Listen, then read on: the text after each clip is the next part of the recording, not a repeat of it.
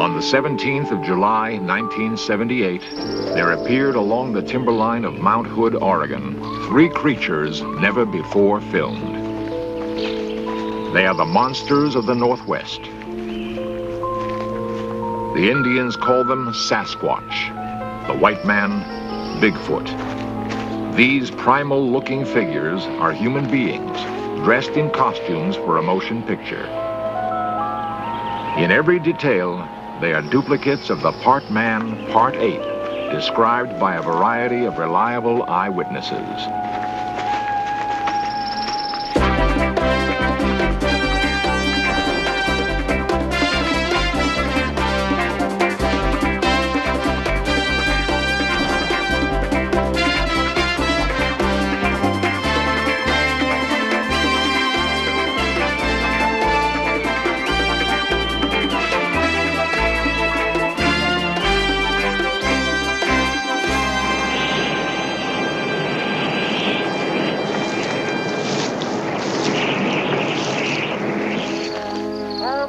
Arch Buckley has no doubt about the existence of the monster known as Bigfoot.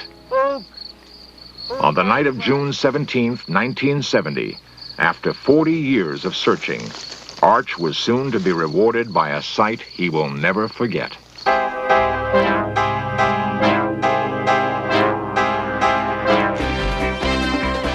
This series presents information based in part on theory and conjecture. The producer's purpose is to suggest some possible explanations, but not necessarily the only ones, to the mysteries we will examine.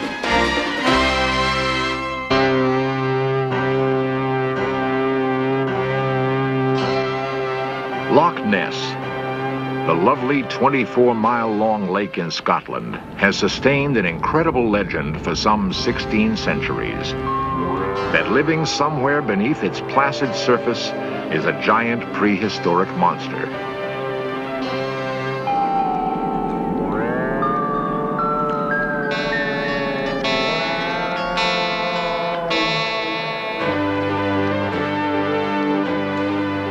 In the past, In Search Of made its own investigation of the fascinating mystery and presented the most authenticated picture of the creature taken up to that time.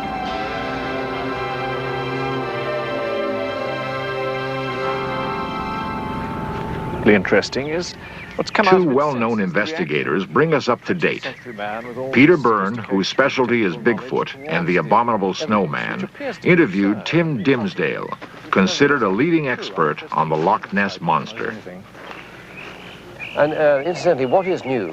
What's been discovered in this last 6 months or so? Well, there's been some very exciting new developments. Last summer, surface photography, there was some 2 color stills in 35, shot at about 100 yards of a head and neck out of the water. And this is very exciting stuff. Yes, yes. What do you really think these creatures at Loch Ness are? I think the most exciting, dramatic, and probably the most likely theory, in my humble view, is that it is a survival, an evolved species of plesiosaur. These were the marine saurians that used to live at sea in the Cretaceous period 70 million years ago, which means they've had a long time to adapt and get bigger. They've got bigger. If this is a plesiosaur, it's got much bigger. And of course, if that's the case, it's enormously exciting. It's very exciting anyway.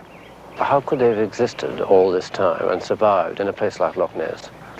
Well, we have the classic case. How could they have survived? The classic case of the coelacanth, archaic species of fish, which was supposed to have conked out at the same time, incidentally, in the Cretaceous.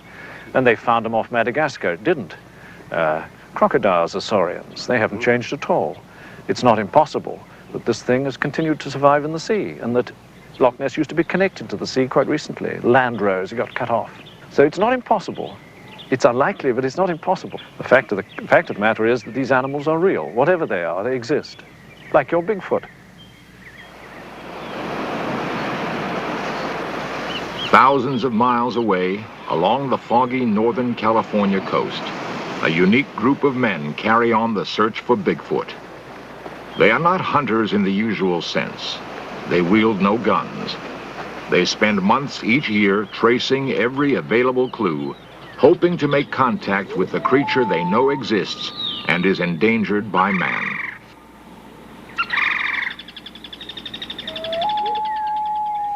Most scientists are, by nature, cautious. Quite properly, they don't announce discoveries until they have substantial proof to support their claims. Certainly, they tend to avoid areas of research that might expose them to ridicule by their colleagues. One such area is, of course, the controversial figure of long-standing legend, the elusive Bigfoot. Therefore, the field of investigation has been taken over by a number of amateurs who have no professional status to jeopardize. We shall follow one group of these monster hunters as they seek further proof to back their belief that Bigfoot does, in fact, exist. Calling themselves the Bay Area Group, they focus their intensive pursuit of Bigfoot mainly in the forests and mountains north of San Francisco. Led by Arch Buckley, they've narrowed their searching to particular areas where prior evidences of the creature have been uncovered. The personnel of each trip may vary, but the information gathered is available to all members. Al Berry is a journalist from Sacramento, specializing in tape recording the sounds of Bigfoot. Warren Thompson of the San Mateo school system seeks proof by photography. Spotting lairs where Bigfoot may have slept is of major interest to Steve Sanders, zoologist and veterinarian. Arch is a footprint expert, but for him, the method of communication is all important.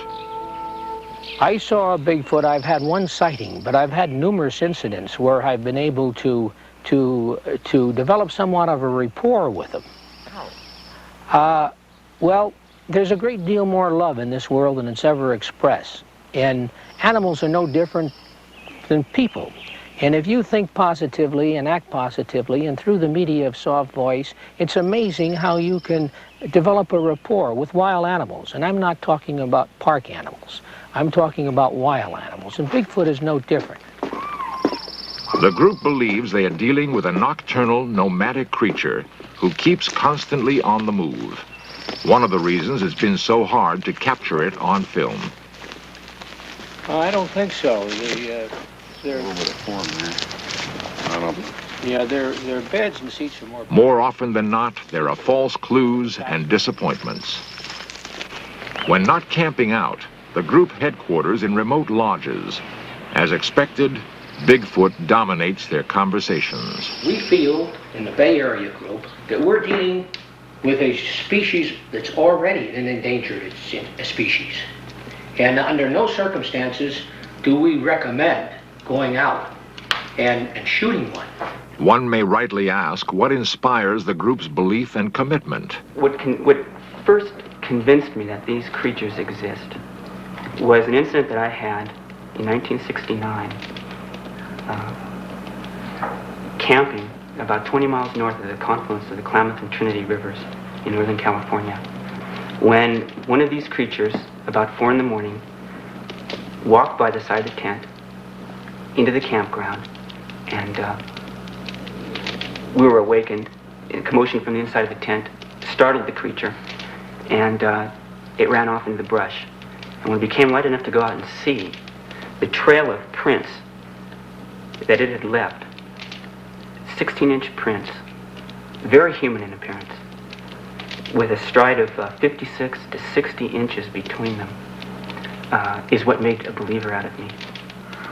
Footprints, bits of hair that defy classification, all intriguing evidence that an unusual creature inhabits the woods have been found at one time or another. Also, a unique sound has been heard. It was a remote, high mountain area, and I was aware that there had been some strange goings-on in this area from accounts of the people who had been there. And it was a long hike in, and I got in there in the late afternoon. I set my tape recorder up. I put my mic, taped it to a tree a little ways away from where I'd be bedding down, and then proceeded to wait along and see what developed. Al Berry recreates for us what happened on the night of October 21st, 1972.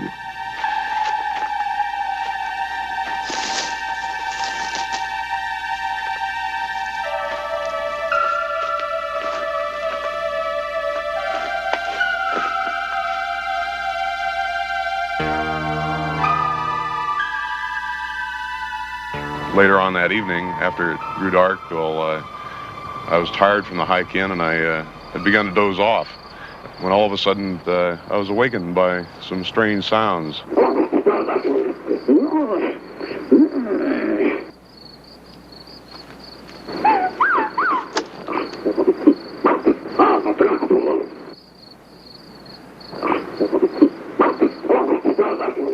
It was very startling.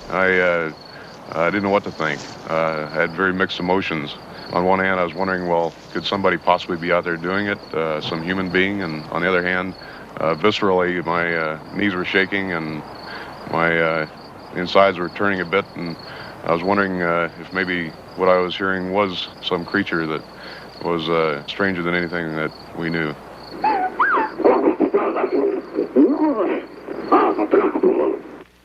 We've had the sounds analyzed since then, and at the University of Wyoming by a professor of electrical engineering there.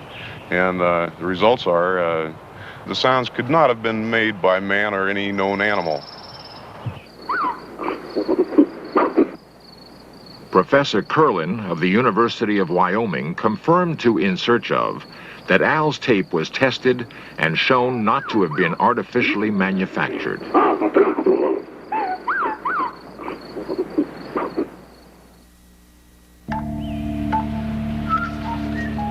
As you know, for centuries, we've had reports of large, man-like creatures coming from the Pacific Northwest. Reports from reputable individuals from all walks of life. And in investigating these, I've been struck by the consistency of the reports, the physical appearance, the behavior patterns, and by the sincerity of the people that I've talked to.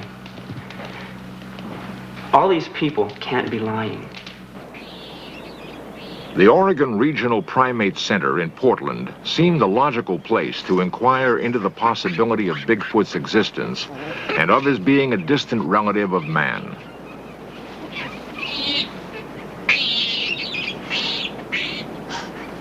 Is it conceivable that a form of man-ape has persisted in the wilds of the Northwest for eons? And if it does exist, how could it elude capture by scientists or killing by hunters? The questions were put to the center's director, the distinguished zoologist, biologist, and primatologist, Dr. William Montagna. The elements that would make me believe the existence of such creatures would be, for example, artifacts. Human beings, singularly, are deprived of weapons, but they have the best weapons of them all. They have a pair of hands with which they make weapons, and these hands are intimately attached to the central nervous system, and therefore they don't need natural weapons. And we have found absolutely nothing that has been presented, at least, as evidence that these creatures are in existence. If they were humanoid, they would have certainly used their hands to make weapons. Most scientists want to play it safe. They want to be sure that they're delving with something that they can actually draw a finding and a conclusion. I am not a specialist in hallucinations. I am sure that people who claim to have seen have in fact seen it. But I'm sure that people claim to have seen God. And I'm sure they have seen it, but they cannot prove to me that they have. Now, we feel that we have enough information in relation just to our footprints and some of the information that we have gathered. We know positively in our own mind that we're dealing with a humanoid primate. From what alleged evidence has been presented to me, I have to admit that it is a hoax indeed. Nevertheless, in June of 1978, the University of British Columbia held an international conference on the subject of Bigfoot's existence. For the first time, a major academic institution had taken notice of, let alone dignified, this controversial subject. And in the process leaves the medicine songs and divining crystal. Perhaps something of the same pattern can be discerned for Sasquatch. According to Wayne Suttles' presentation last night, the image of Sasquatch has changed over the years. Bigfoot Sasquatch Information Service Incorporated has the largest files on Bigfoot Sasquatch research in the world. I really think there's a metastructure to it. It's, you know, the papers are arranged in logic. The conference ended with no official conclusion as to Bigfoot's existence or non-existence. Particularly when there's been a sighting. As laymen mingled with professional investigators, however, Bigfoot believers were encouraged by a sense that a new degree of credibility had been brought to a subject heretofore considered only a myth. The scientific community is still, to say the least, skeptical. We're going to be making a presentation on Saturday, and hopefully, we'll get the sounds out and in front of people where they can hear them as they're pretty much as they're recorded. I've read the summary, and it's very interesting. Yes, it looks as though it might be onto something. It really does. For the Indians of the Pacific Northwest, there's never been any doubt that Bigfoot or Sasquatch shared the woods with them. Numerous totems reflect their impressions of the creature over the centuries.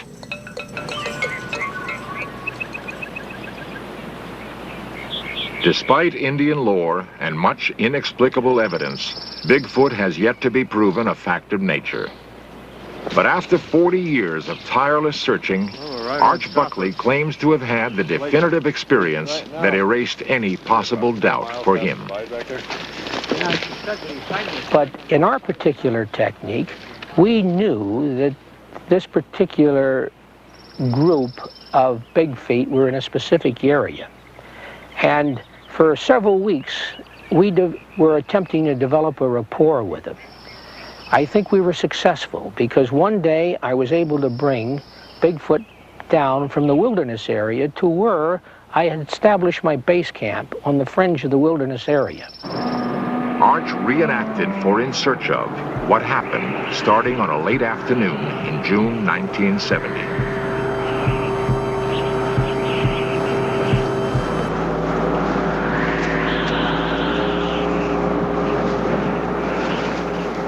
At this particular time, I was using the technique of setting up bait, using principally fish in the form of salmon and shad. Several times during the course of developing this rapport, Bigfoot had come into my campsite and taken my bait.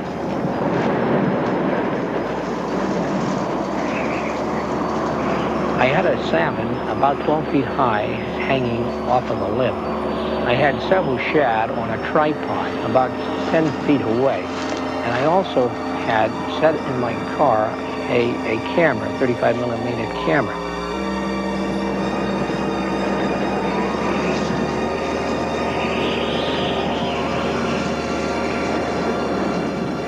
During the course of the night, it was sort of a cat and mouse game. I tried to induce him to come into my campsite. Ook, ook, old friend, old buck friend, ook. I used the word ook. It's a word that I picked up a number of years ago. Just for you, ook. Come on, old friend. Fish. Fish. I knew that he was close by.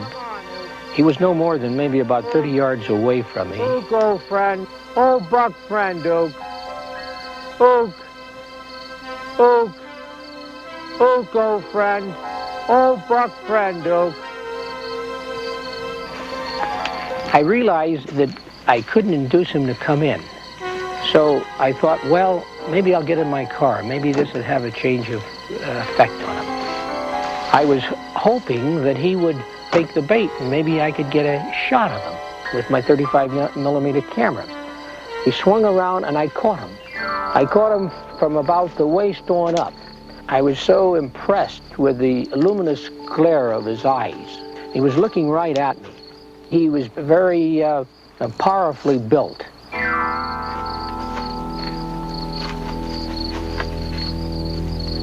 I turned around and I put the flashlight back to where he was located, and he had disappeared. Although Arch did not get his picture, for a few magic moments he had confirmed for himself that his years of waiting had not been in vain, that Bigfoot does exist, and despite the disbelief of the scientific community, needs dedicated men like himself and the Bay Area group to carry on the cause.